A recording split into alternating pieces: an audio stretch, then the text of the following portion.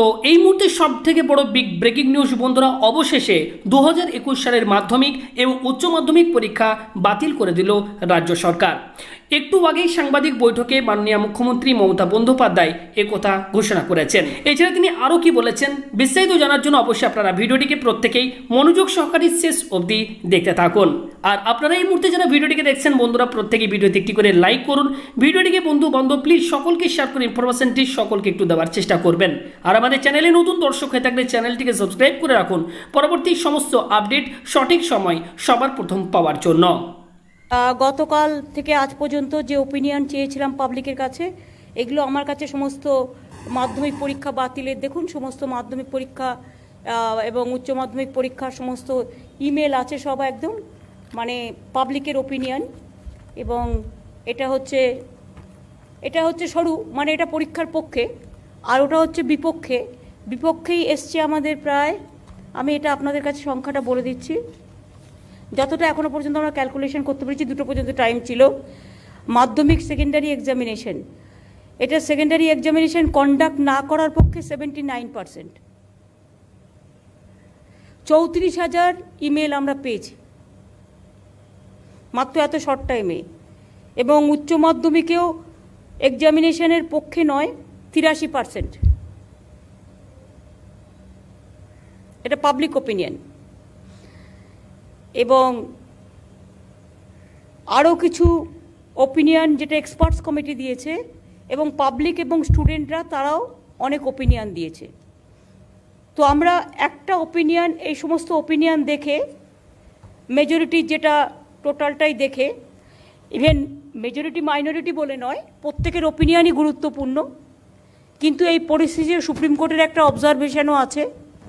Experts কমিটিও আমাদের বলেছে পরীক্ষা নেওয়া উচিত নয় এই সময়ে, যেহেতু কোভিড চলছে এবং প্যান্ডামিক চলছে এবং অনেক স্কুলও সেফ হাউস হয়ে গেছে, নানা রকম ব্যাপার আছে। এবং তাই আমরা মাধ্যমিক আর উচ্চ মাধ্যমিক পরীক্ষা নিচ্ছি না, কিন্তু ইভ্যালুয়েশন নাম্বারের কিভাবে হবে, স্টুডেন্টদের যাতে কোনো প্রবলেম না হয়, সেটা মধ্যশিক্ষা পর্ষদ, উচ্চশিক্ষা পর্ষদ এবং এডুকেশন সেক্রেটারি এখানে আছেন, তারা নিজেরা বসে এডুকেশন ডিপার্টমেন্ট ইভ্যালুয়েশনটা কী করে করবে, এক্সপার্টস গ্রুপের একটা ওপিনিয়নও আছে, কিন্তু সেটা দেখে নিতে হবে যাতে বাচ্চাদের অসুবিধে না হয়। কারো একটা ওপিনিয়ন আছে যে 9টাকে প্রায়োরিটি দেওয়া 70 আর 30 হচ্ছে 10-এর যেটুকু ক্লাস হয়েছে। কিন্তু অনেকের আবার ওপিনিয়ন হচ্ছে আমরা 10টা বেশি করে করেছি, 9টা তো আলাদা সিলেবাস, সুতরাং 9টা কেন 10-এর সাথে বেশি কাউন্ট হবে।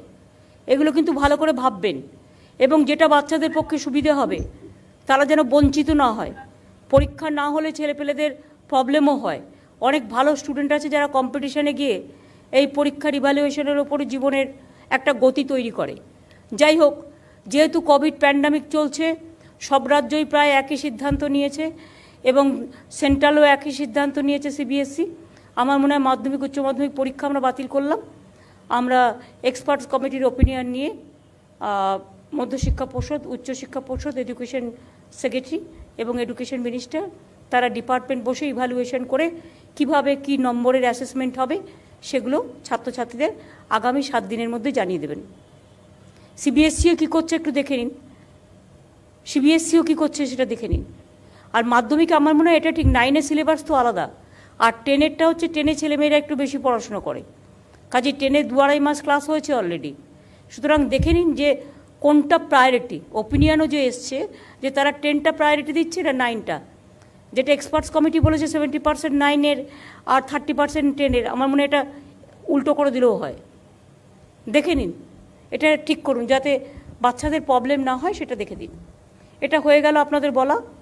এবং 34,000 যে ওপিনিয়ন এসছে সেটাও আপনারা একটা ডকুমেন্ট করে রাখবেন।